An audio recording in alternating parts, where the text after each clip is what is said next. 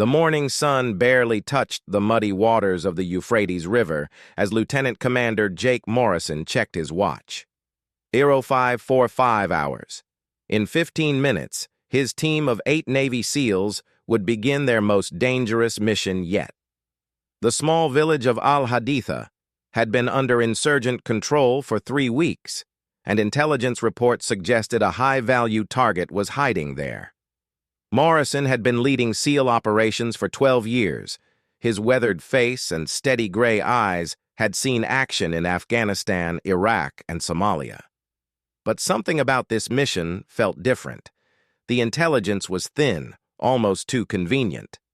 A local informant had claimed that Ahmed Hassan, a bomb maker responsible for killing dozens of American soldiers, was hiding in a safe house near the river. "LT, we're ready to move," whispered Petty Officer First Class Danny Rodriguez, Morrison's point man. Rodriguez was young, only 24, but he had proven himself in combat. His small frame and quick reflexes made him perfect for leading the team through hostile territory. The 8-man team crouched in the reeds along the riverbank, their faces painted with green and black camouflage. Each man carried specialized equipment: M4A1 rifles with suppressors, night vision goggles, and enough ammunition for a prolonged firefight. They had trained for this exact scenario dozens of times, but real combat always brought unexpected challenges. Morrison studied the village through his binoculars. The buildings were typical Iraqi construction, flat-roofed concrete structures arranged in narrow alleys. Smoke rose from several chimneys, indicating families were awake and starting their day. The target building was a 2-story house with blue shutters, located 3 blocks from the river. Between their position and the target lay open ground, a main road, and dozens of potential hiding spots for enemy fighters. "Remember, we go in quiet," Morrison whispered to his team. "Hassan is our priority, but we extract any intelligence we find. If this goes loud, we stick to the plan. Alpha Team takes the house. Bravo Team provides overwatch from the roof across the street." Chief Petty Officer Marcus Williams nodded. Williams was Morrison's second-in-command, a massive man from Alabama with 20 years of experience. His calm presence steadied the younger SEALs during high-stress situations. Next to him crouched Hospital Corpsman Second Class Maria Gonzalez, the team's medic. She was one of the few female SEALs, having completed the grueling training program 2 years earlier. Her medical skills had saved lives on previous missions. The rest of the team consisted of experienced operators. Petty Officer Second Class Kevin Park, a demolitions expert from California; Petty Officer Second Class Ahmed Hassan, a communications specialist and Arabic translator from Michigan; Petty Officer Third Class Tyler Brooks, a sniper from Montana; and Petty Officer Third Class Robert Chen, an intelligence specialist from New York. Morrison gave the hand signal to move. The team rose from their hiding spots and began crossing the open ground toward the village. They moved in a tactical formation, with Rodriguez leading and Williams covering the rear. Each man knew his role and trusted his teammates completely. The first 100 meters went smoothly. They reached a drainage ditch that provided cover and concealment. Morrison could hear voices from the village, women calling to children, and the sound of livestock. Normal morning activities, which was both good and bad. Good because it meant they hadn't been detected, bad because civilians would complicate any firefight. Rodriguez held up his fist, the signal to stop. He had spotted movement ahead. Morrison crawled forward to Rodriguez's position and looked where the young SEAL was pointing. 2 men in civilian clothes were walking along the main road, but they carried AK-47 rifles. Insurgent guards, exactly what the intelligence had predicted. Morrison watched the guards for several minutes, studying their patrol pattern. They walked casually, talking and smoking cigarettes. Every 5 minutes, they would stop at specific points along the road and scan the surrounding area. Professional, but not particularly alert. Morrison decided they could bypass the guards by taking a longer route through the village's eastern section. The team moved carefully through narrow alleys between houses. The buildings provided excellent cover, but they also created potential ambush points. Morrison felt his heart rate increase as they approached each corner. Any one of these turns could reveal enemy fighters or curious civilians. At 0630 hours, they reached their observation point, a two-story building with a clear view of the target house. Park used his lock-picking tools to open the door, and the team quietly entered. The building was empty, apparently abandoned months earlier, perfect for their needs. Morrison and Chen climbed to the second floor to establish their observation post. Through the windows, they had an excellent view of the blue-shuttered house where Hassan was supposedly hiding. The building looked quiet, but Morrison noticed something troubling. The windows were covered with heavy curtains, and there were no signs of normal daily activity. "Something's wrong," Chen whispered. "Look at that house. No laundry hanging outside, no children playing in the yard, no cooking smoke. Either nobody lives there or they're hiding something big." Morrison agreed. Most Iraqi families would be bustling with activity at this time of morning. The target house looked dead, which could mean it was empty, or that the occupants were being extremely careful. Both possibilities worried him. Williams set up the radio and established communication with their support team. A pair of Apache helicopters was orbiting 5 miles away, ready to provide air support if needed. An AC-130 gunship was also on standby, along with a quick reaction force of Marines at a nearby base. "Overwatch, this is Neptune 6, Morrison spoke into his radio. "We're in position and beginning surveillance. Target building appears quiet, possibly too quiet." "Neptune 6, this is Overwatch," came the reply from the Tactical Operations Center. "Intelligence confirms Hassan arrived at target location last night. Proceed with caution." Morrison didn't like relying too heavily on intelligence reports. In his experience, the best intelligence came from his own eyes and the instincts of his team. Right now, those instincts were telling him something was wrong. Brooks set up his sniper rifle at a window facing the target house. His weapon was a MK-11 Mod 0, a semi-automatic rifle capable of accurate shots at distances up to 800 meters. Brooks was one of the best marksmen Morrison had ever worked with, capable of hitting a target the size of a quarter at 300 meters. "I've got eyes on 2 windows," Brooks reported quietly. "Movement in the second floor, east window. Looks like one male, possibly armed."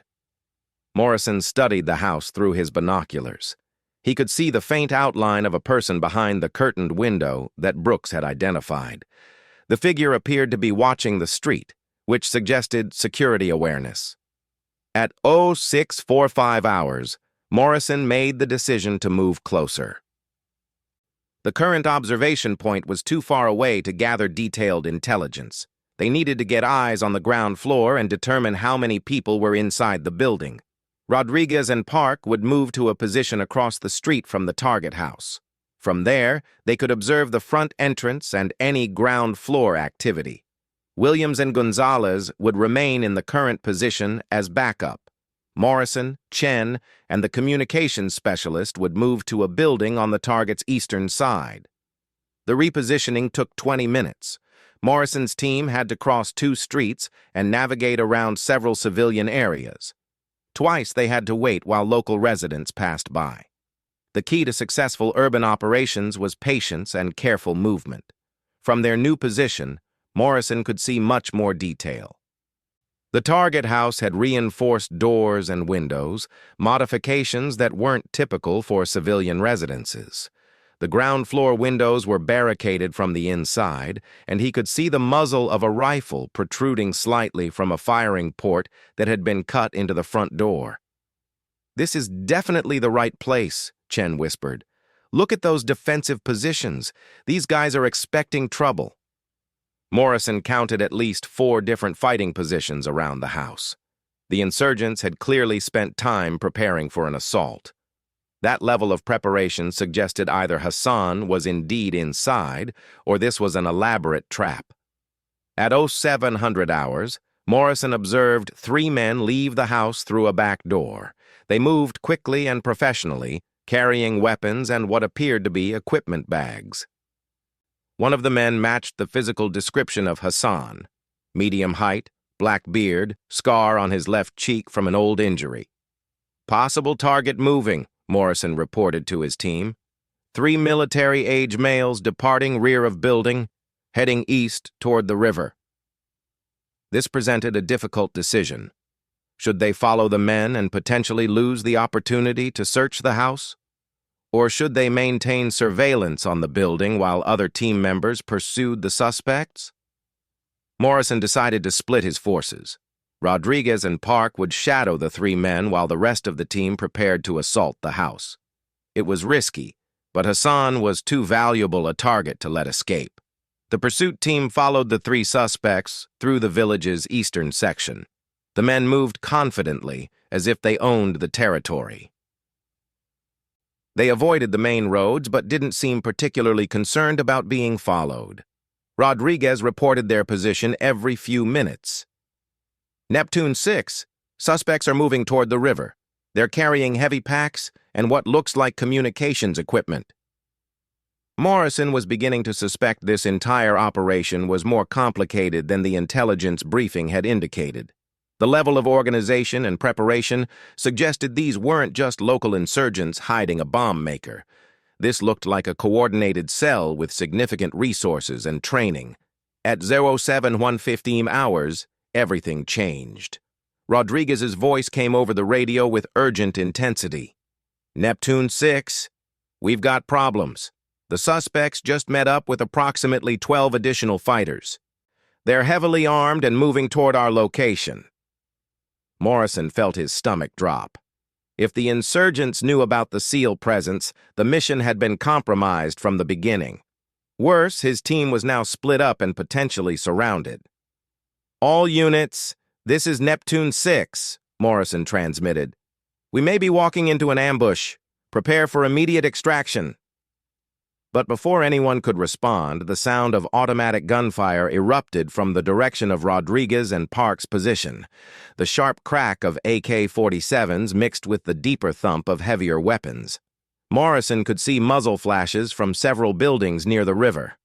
"Contact! Contact!" Rodriguez's voice crackled over the radio. "We're taking fire from multiple positions. Park is hit. Need immediate support." Morrison's mind raced through the tactical situation.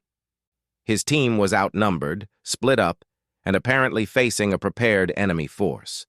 The target house could be a trap, and his pursuit team was pinned down under heavy fire. "Williams, take your team and support Rodriguez," Morrison ordered. "Chen and I will maintain eyes on the target house and call in air support." As Williams and Gonzalez moved out, Morrison noticed something that made his blood run cold. Armed men were emerging from several buildings around the village. Far more fighters than intelligence had suggested. This wasn't just a safe house operation. The SEALs had stumbled into a major insurgent stronghold. The sound of gunfire intensified, and Morrison could hear the distinctive whine of bullets passing overhead. The insurgents were using the village's layout to their advantage, firing from concealed positions while the SEALs were caught in relatively open ground. Morrison grabbed his radio to call for immediate air support, but before he could transmit, Chen grabbed his arm and pointed toward the target house. The front door had opened, and more armed fighters were emerging. At least 6 men, all carrying weapons and moving with military precision. But that wasn't the most troubling development. Morrison could see that these fighters were wearing body armor and carrying equipment that looked suspiciously advanced for local insurgents. Night vision goggles, tactical radios, and what appeared to be American-made weapons. "Neptune 6, this is Brooks," came a transmission from their sniper. "I've got multiple targets in sight, but I'm seeing something weird." Some of these fighters have equipment that looks like ours. Morrison felt a chill of recognition. In 12 years of combat operations, he had developed a 6th sense for danger. Right now, that sense was screaming that something was very wrong with this entire situation. The gunfire from Rodriguez's position was becoming more intense, and Morrison could hear the sound of grenades exploding. His young point man and the demolitions expert were fighting for their lives against overwhelming odds. "Overwatch? This is Neptune 6, Morrison transmitted urgently. "We need immediate air support and emergency extraction. We're facing a larger force than anticipated, and the situation is deteriorating rapidly. Neptune 6, Apaches are en route, ETA 4 minutes. AC-130 is moving to support position." 4 minutes felt like a lifetime when his teammates were under fire. Morrison made a quick decision that would define the rest of the mission. Instead of waiting for air support, he would lead a direct assault on the nearest group of insurgent fighters. Aggressive action might give Rodriguez and Park the breathing room they needed to survive. "Chen, we're moving to support the pursuit team. Stay close and watch for crossfire." As Morrison and Chen left their observation position, neither man noticed the figure that had been watching them from a concealed position near the riverbank. A lone sniper, dressed in desert camouflage and carrying a high-powered rifle, had been tracking their movements since they first entered the village. The sniper had been waiting for exactly the right moment to act. As the sound of battle intensified and Morrison's team spread out across the village, that moment was finally approaching. Morrison and Chen ran through the narrow alleys, moving toward the sound of gunfire. Behind them, the target house erupted in activity as more fighters poured out of the building. The SEAL team was now completely surrounded, fighting a battle they hadn't expected against an enemy force that seemed to know exactly where they would be. As they rounded the final corner before reaching Rodriguez's position, Morrison could see the tactical situation clearly for the first time. His two teammates were trapped behind a low wall, taking fire from at least 3 different directions. Park was wounded in the shoulder but still fighting. Rodriguez was laying down suppressive fire with his M4, but they were rapidly running out of ammunition. Morrison raised his rifle and began engaging the nearest group of insurgent fighters. His accurate fire forced them to take cover, giving Rodriguez a chance to reposition. But as soon as Morrison revealed his position, additional fighters began focusing their fire on him. The battle was becoming a deadly chess match, with both sides maneuvering for advantage in the confined urban environment. Morrison could hear the approaching helicopter gunships, but he knew they would be limited in what they could do with civilians still present in the village. What Morrison didn't know was that the lone sniper near the riverbank had been tracking his movements through a powerful scope. The sniper had a clear shot at the SEAL commander, but was waiting for something specific. As Morrison moved to a new firing position, he exposed himself for just a moment too long. The sniper's finger moved to the trigger, and the crosshairs settled on their target. In the chaos of the firefight, with automatic weapons fire echoing off the concrete buildings and the sound of helicopter rotors growing louder, nobody noticed the single, precise shot that rang out from the riverbank. Morrison felt the bullet pass so close to his head that he could feel the heat. He dove for cover, his heart pounding with the realization that someone had just tried to kill him with a precision shot from long range. "Sniper!" Morrison yelled into his radio. "We've got a sniper! Unknown position!" As the SEALs scrambled for better cover, the mystery sniper remained hidden, waiting for the next opportunity.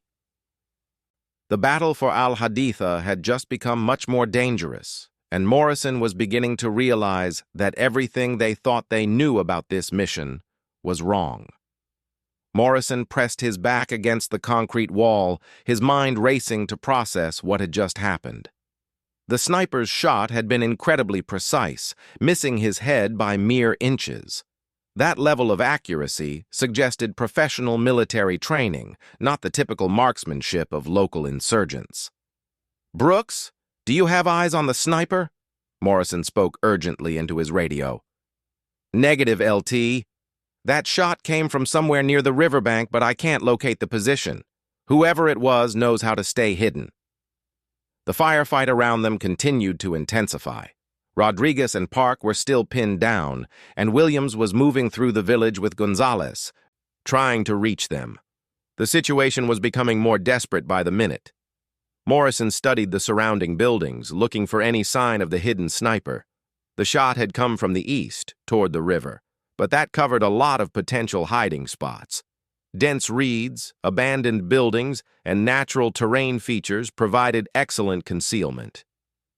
Neptune 6, this is Overwatch, came a transmission from the Tactical Operations Center. Apache gunships are 2 minutes out. Can you mark target positions? Morrison looked at the chaotic battlefield spread throughout the village. Insurgent fighters were moving between buildings, using civilians as cover.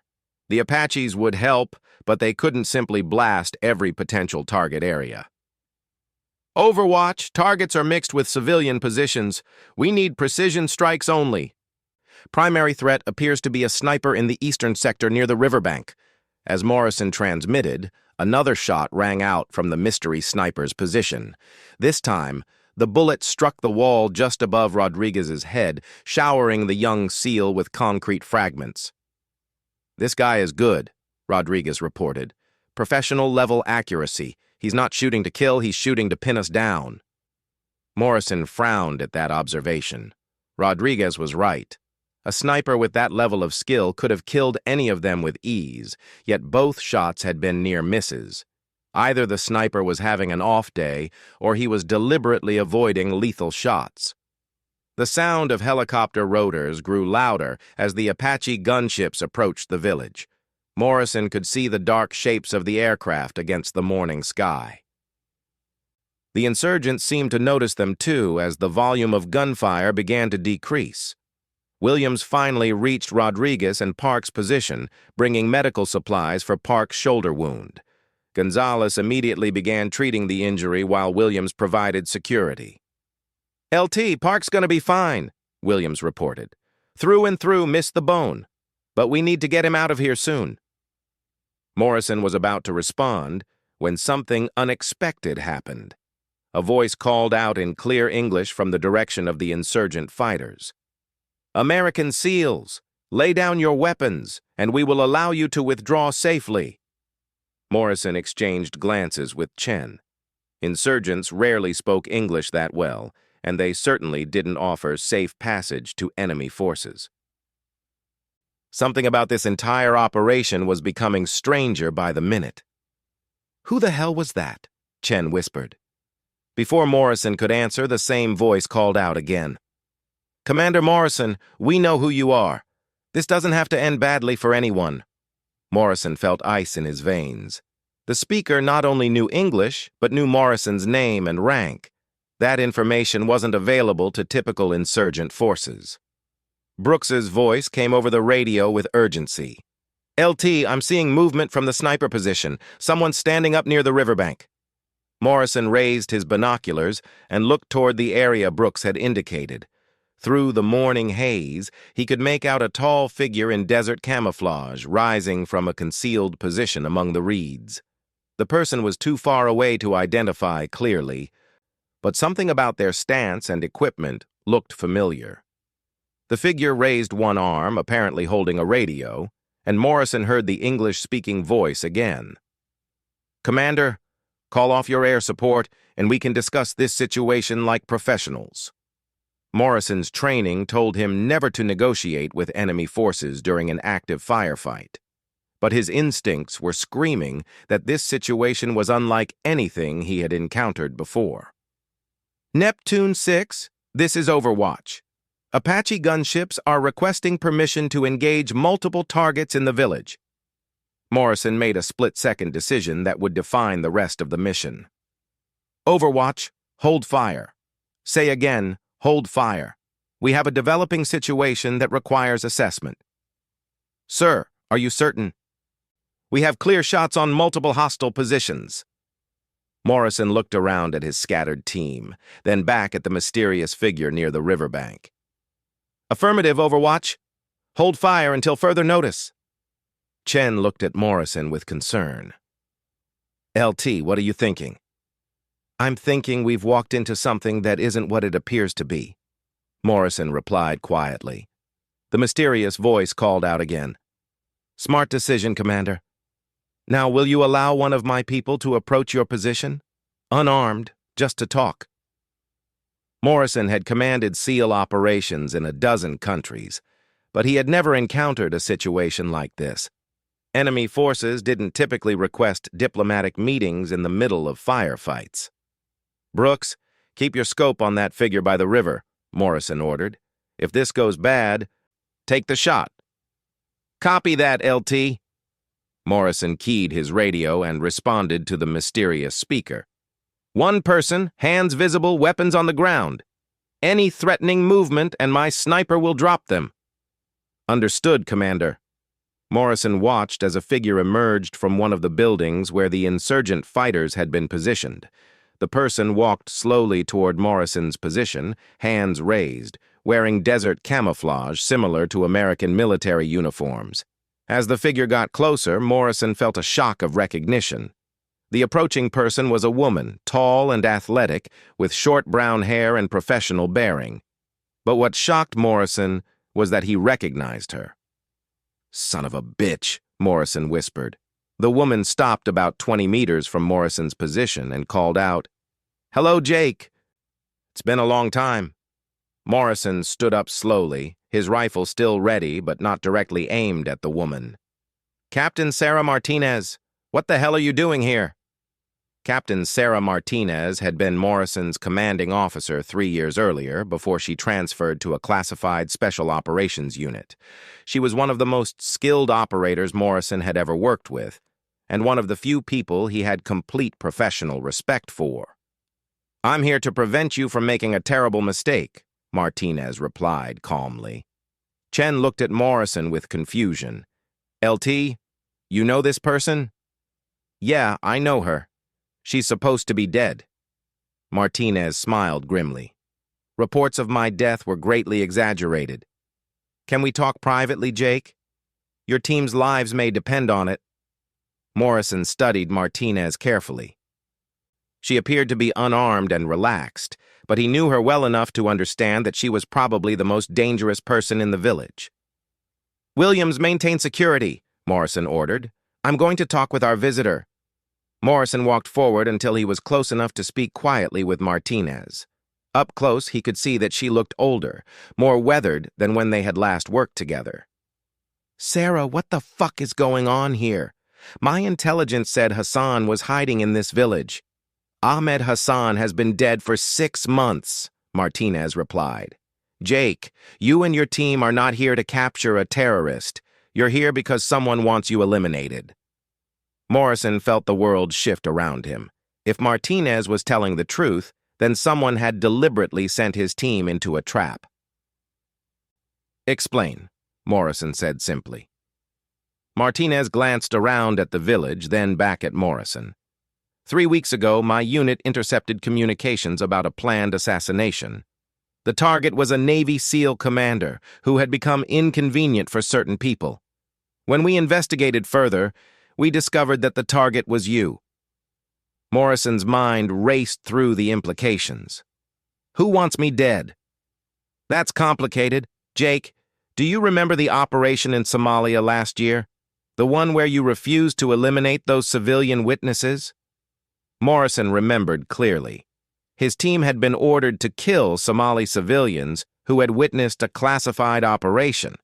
Morrison had refused, arguing that the witnesses posed no real security threat and killing them would be murder.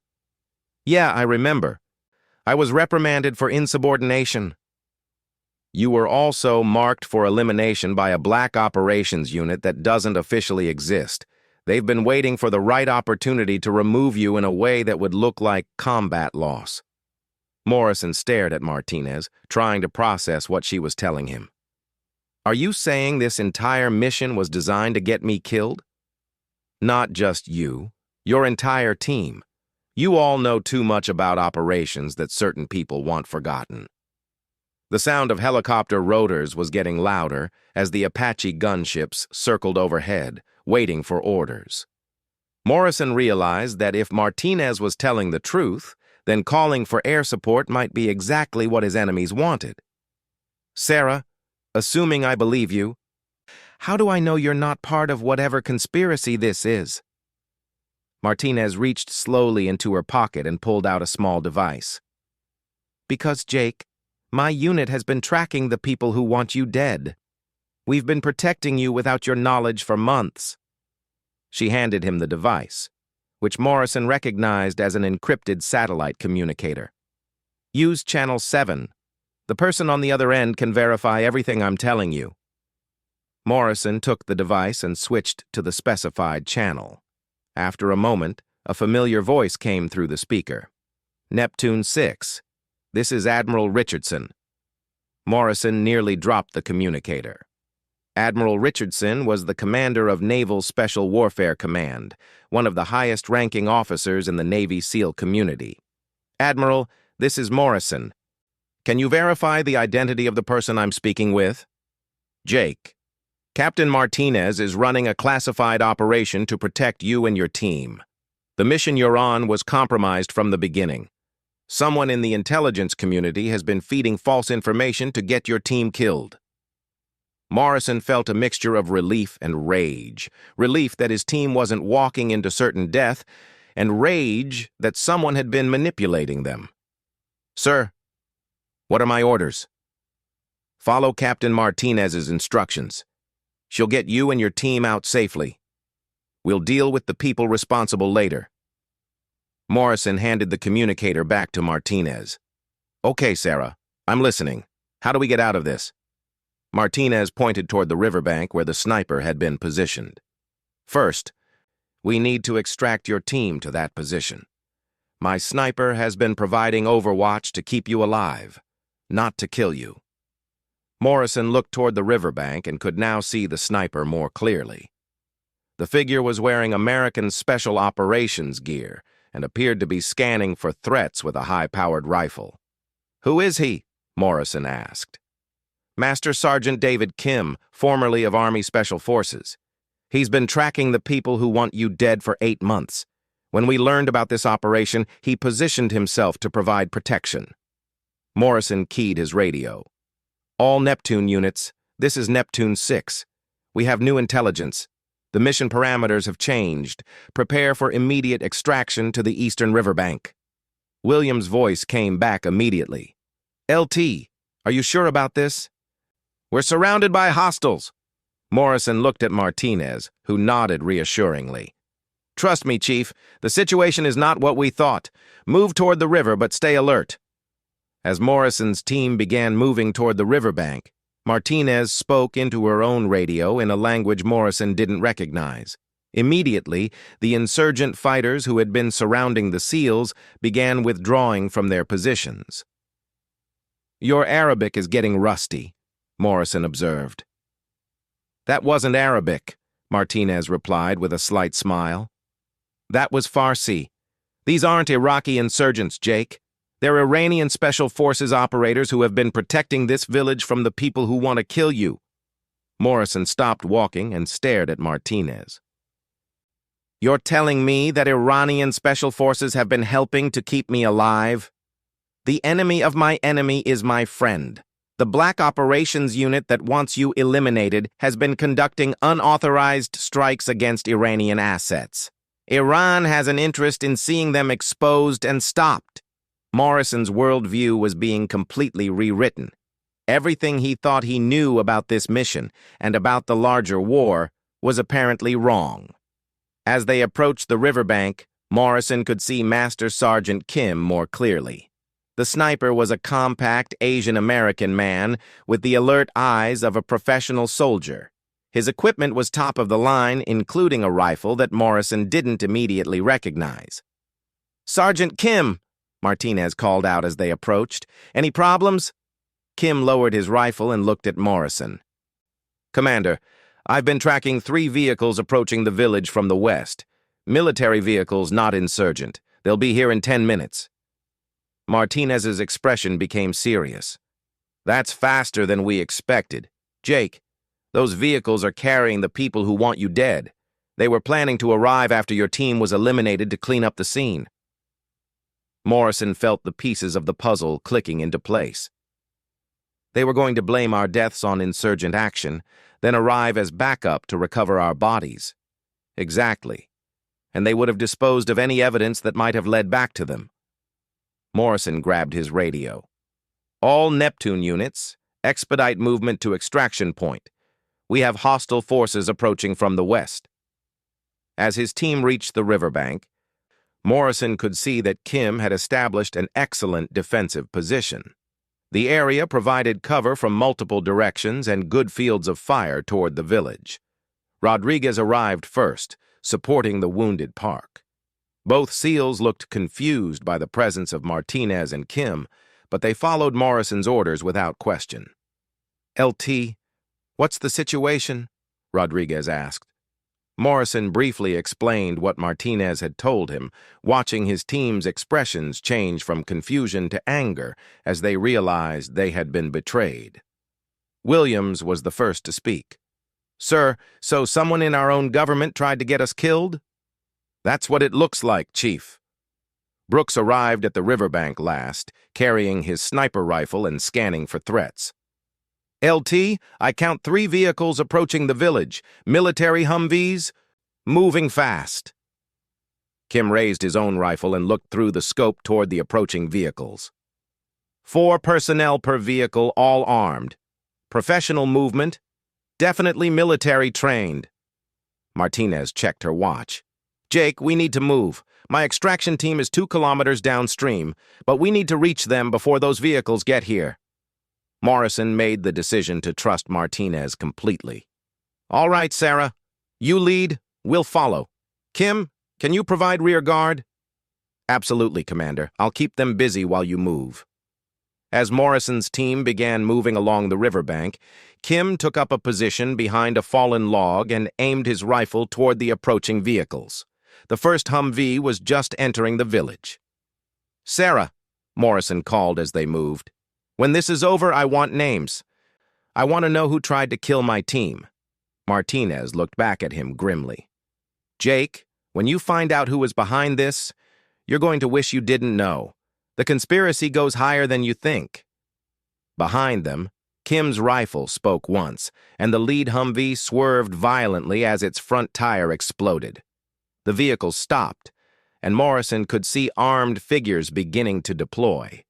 The chase was just beginning, and Morrison was starting to understand that his team's survival would depend on trusting people he had never expected to call allies.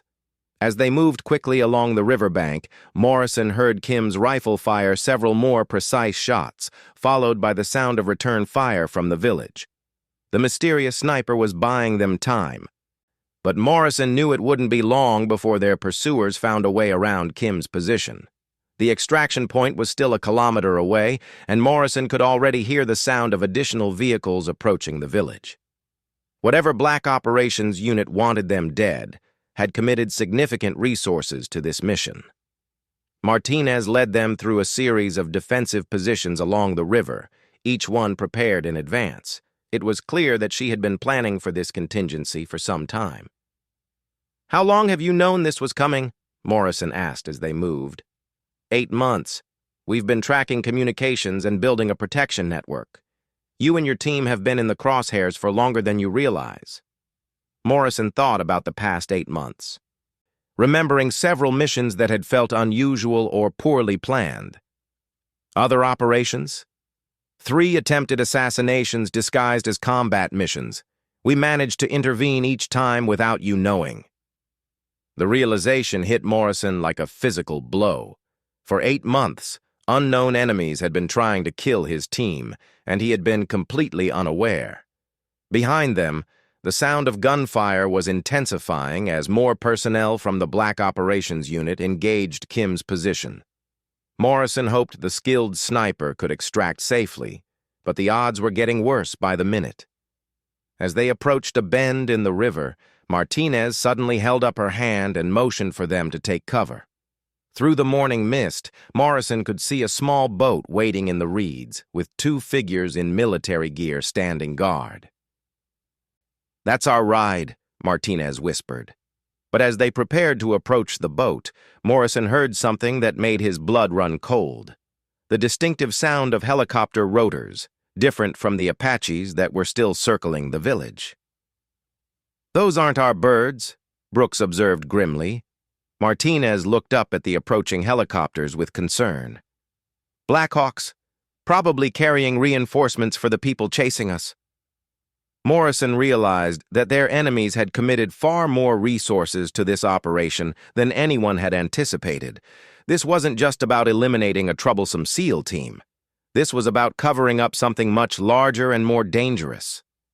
As the first Black Hawk appeared over the village, Morrison made a decision that would determine whether his team survived the next hour. Morrison watched the Black Hawks circle overhead like predators searching for prey. Each aircraft carried at least 8 operators, meaning 20 to 30 additional enemies would soon be on the ground hunting his team. "Sarah, how many people are in your extraction boat?" Morrison asked urgently. "2 operators plus the boat crew. Not enough to fight off what's coming," Martinez replied grimly. The sound of Kim's rifle continued echoing from the village, but Morrison could tell the intervals between shots were getting longer. The sniper was being overwhelmed by superior numbers. "LT, we've got movement along the riverbank," Rodriguez reported, pointing north. "At least 6 personnel advancing on our position." Morrison realized they were about to be caught between the forces approaching from the village and the new arrivals from the helicopters. The extraction boat was their only hope, but reaching it would require crossing 50 meters of open ground. "Williams, take Rodriguez and Brooks. Provide covering fire while the rest of us move to the boat," Morrison ordered. "Sir, what about Kim?" Rodriguez asked. "We can't just leave him." Martinez answered before Morrison could respond. "Sergeant Kim knew this was a one-way mission when he volunteered for it. He's buying us time with his life." Morrison felt sick at the thought of leaving behind a man who had risked everything to protect them. But he also knew that Kim's sacrifice would be meaningless if the rest of them were captured or killed. The team began moving toward the extraction boat in carefully coordinated bounds. Williams laid down suppressive fire while Morrison, Chen, and the wounded Park ran toward the reeds where the boat was hidden. As they reached the boat, Morrison got his first good look at Martinez's extraction team. 2 men in unmarked military gear, both carrying advanced weapons he didn't recognize. One was clearly American, but the other had features that suggested Middle Eastern heritage. "Commander Morrison," the American operator said quietly. "Major Davis, formerly Delta Force. This is Captain Rashid, Iranian Quds Force." Morrison stared at the Iranian officer. A month ago, he would have considered this man an enemy. Today, Captain Rashid might be the key to his team's survival. "Captain," Morrison nodded respectfully. Rashid spoke in accented but clear English. "Commander, my government has authorized me to provide assistance. The people hunting you have killed Iranian civilians. We have a common enemy." The sound of approaching helicopters grew louder. Morrison could see the first Black Hawk beginning to descend toward a clearing near the river. "We need to move now," Martinez urged. "Jake, call your remaining personnel to the boat." Morrison keyed his radio. "Williams, Brooks, Rodriguez, extract to the boat immediately. Enemy aircraft are landing." The 3 SEALs began bounding back toward the extraction point, but as they moved, the sound of automatic weapons fire erupted from multiple directions. The Black Hawks had deployed their personnel, and Morrison's team was now surrounded. "Contact left!" Brooks shouted as muzzle flashes appeared from the tree line. Morrison grabbed an M4 rifle from the boat and began returning fire. The Iranian captain, Rashid, proved to be an excellent marksman, dropping 2 enemy operators with precise single shots. "Commander!" Major Davis called out. "We need to get this boat moving or we're all dead." Martinez was already working on the boat's engine, but Morrison could see bullet holes appearing in the hull. The vessel was taking damage and might not be seaworthy much longer. Williams reached the boat first, diving into cover as bullets whined overhead. "LT, there's at least 20 hostiles between us and Rodriguez." Morrison could see Rodriguez and Brooks pinned behind a fallen tree about 30 meters away. They were laying down covering fire, but they were outnumbered and would soon run out of ammunition. "Sarah, can this boat handle more weight?" Morrison asked. "Barely, but yes." "Why?" Morrison made a decision that went against every tactical manual he had ever studied. Instead of extracting his remaining personnel to the boat, he was going to take the boat to them. "Davis, get us over to my people. We're not leaving anyone behind." Major Davis looked at Morrison with surprise, then grinned. "I like your style, Commander." The extraction boat was a specialized riverine craft designed for shallow water operations in combat zones. Davis fired up the engine and spun the boat toward Rodriguez and Brooks's position. As they approached the fallen tree, Morrison could see that both SEALs were wounded. Rodriguez had blood on his left arm, and Brooks was favoring his right leg. "Brooks, Rodriguez, prepare to board!" Morrison yelled over the engine noise. The boat grounded itself in the shallow water near the fallen tree. Morrison and Williams jumped out to help their teammates, while Martinez, Rashid, and Davis provided covering fire. "Where's Kim?" Rodriguez asked as Morrison helped him toward the boat. "Still in the village, holding them off," Morrison replied. As they loaded the wounded SEALs into the boat, Morrison heard a sound that made his heart sink. The distinctive crack of Kim's sniper rifle had stopped. "He's gone," Martinez said quietly. "Kim just saved all our lives." Davis pushed the boat back into deeper water and accelerated downstream. Behind them, Morrison could see enemy personnel running along the riverbank, trying to keep up with their escape. "How far to safety?" Morrison asked Martinez. 2 kilometers to the extraction point, but Jake, we have a bigger problem. Look upstream."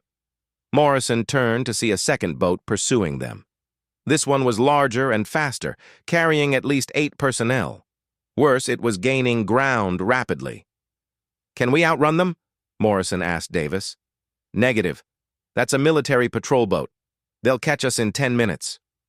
Rashid spoke up from his position at the rear of the boat. "Commander Morrison, I may have a solution, but you must trust me completely." Morrison looked at the Iranian officer. Everything about this situation required trust in people he had been trained to consider enemies. "What do you have in mind, Captain?" Rashid pulled out a satellite phone and spoke rapidly in Farsi for about 30 seconds.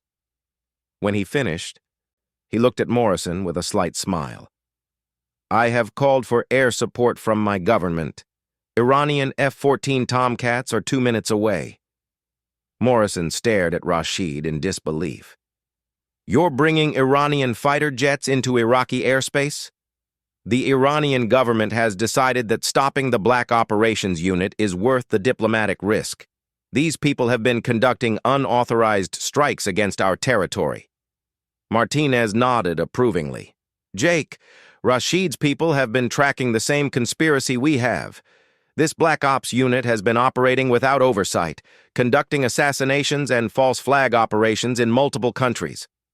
The pursuing boat was getting closer, and Morrison could see armed figures preparing to open fire.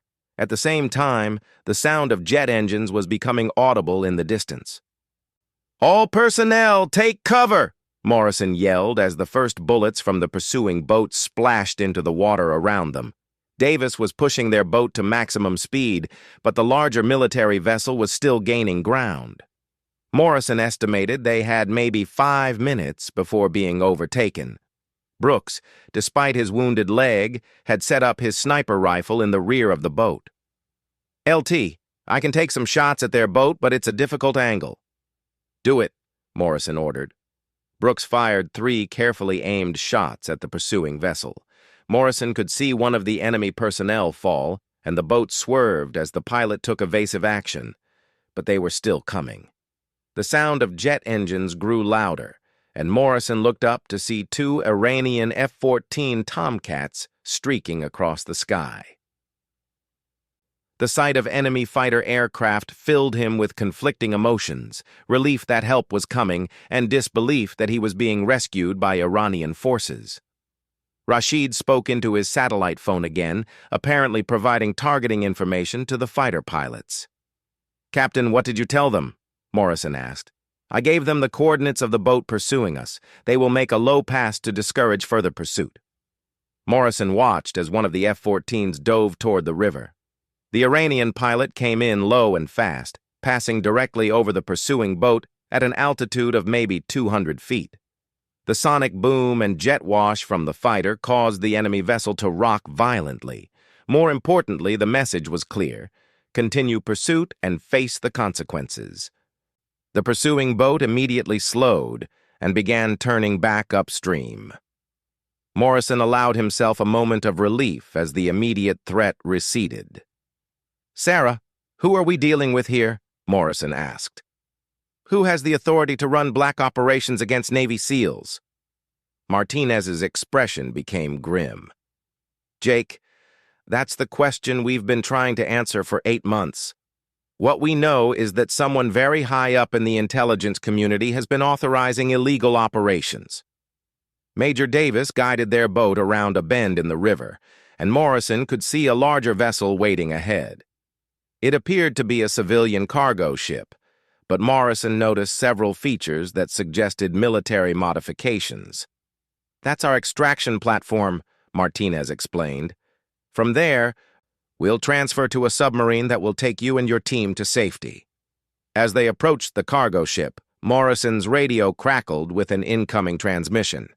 "Neptune 6, this is Overwatch. What is your status?" Morrison hesitated before responding. He was no longer sure who he could trust within his own command structure. Martinez seemed to read his thoughts. "Jake, Admiral Richardson authorized this operation. You can trust your immediate chain of command, but be careful about intelligence personnel." Morrison keyed his radio. "Overwatch, Neptune 6. We have encountered complications and are proceeding to alternate extraction point. We'll report status when secure." "Copy, Neptune 6. Standing by." As their boat pulled alongside the cargo ship, Morrison could see several figures on deck preparing to help them board. Most appeared to be American Special Operations personnel, but he also noticed at least 2 people in Iranian military uniforms. "Captain Martinez," called a voice from the ship's deck. "Permission to come aboard?" Martinez smiled for the first time since Morrison had seen her. "Granted. Everyone aboard. We're getting out of here." As Morrison's team climbed onto the cargo ship, he was met by a man in civilian clothes who extended his hand in greeting. "Commander Morrison, I'm Director Thompson, CIA. I've been working with Captain Martinez to investigate the conspiracy against you and your team." Morrison shook Thompson's hand cautiously. "Director, with respect, how do I know you're not part of whatever organization wants me dead?" Thompson nodded approvingly. "Smart question. Captain Martinez, would you verify my identity for the commander?" Martinez stepped forward. "Jake, Director Thompson has been feeding us intelligence about the Black Operations Unit for 6 months. He's one of the good guys." Thompson led Morrison to a secure area below deck where they could talk privately. The space was clearly designed for intelligence briefings, with electronic equipment and classified communication systems.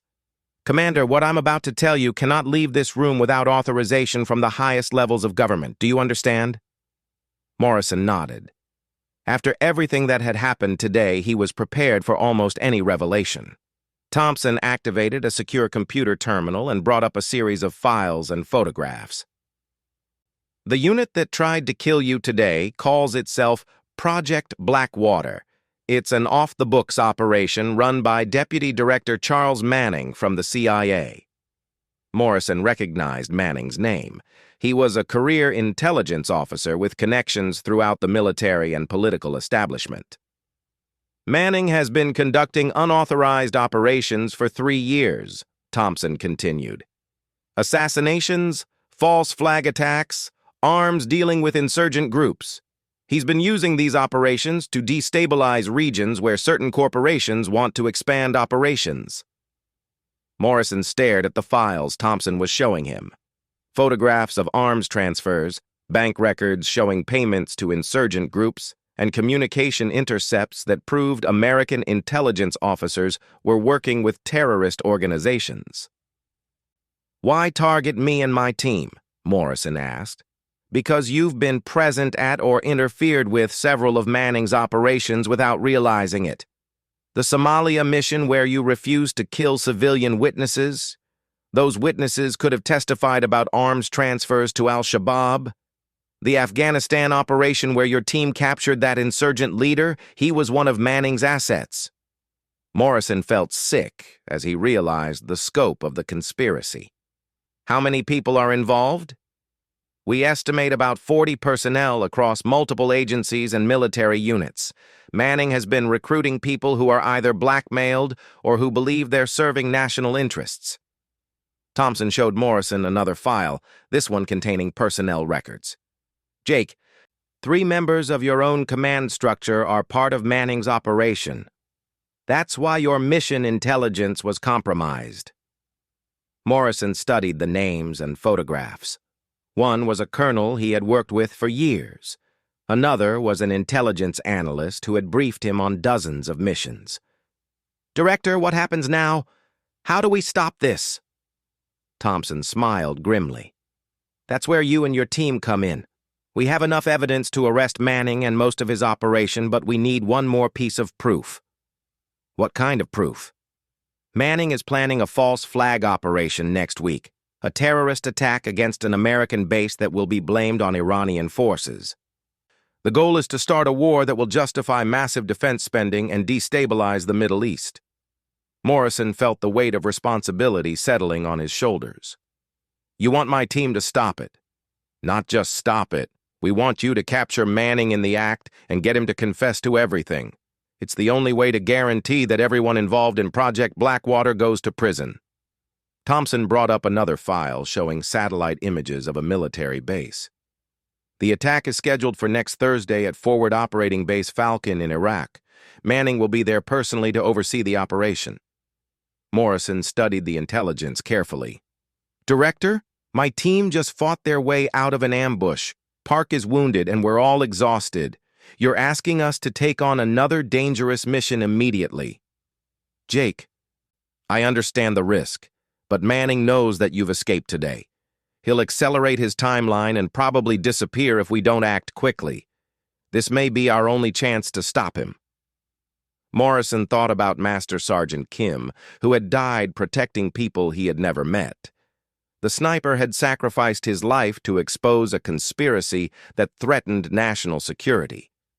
What kind of support will we have? Full backing from Admiral Richardson and the Secretary of Defense.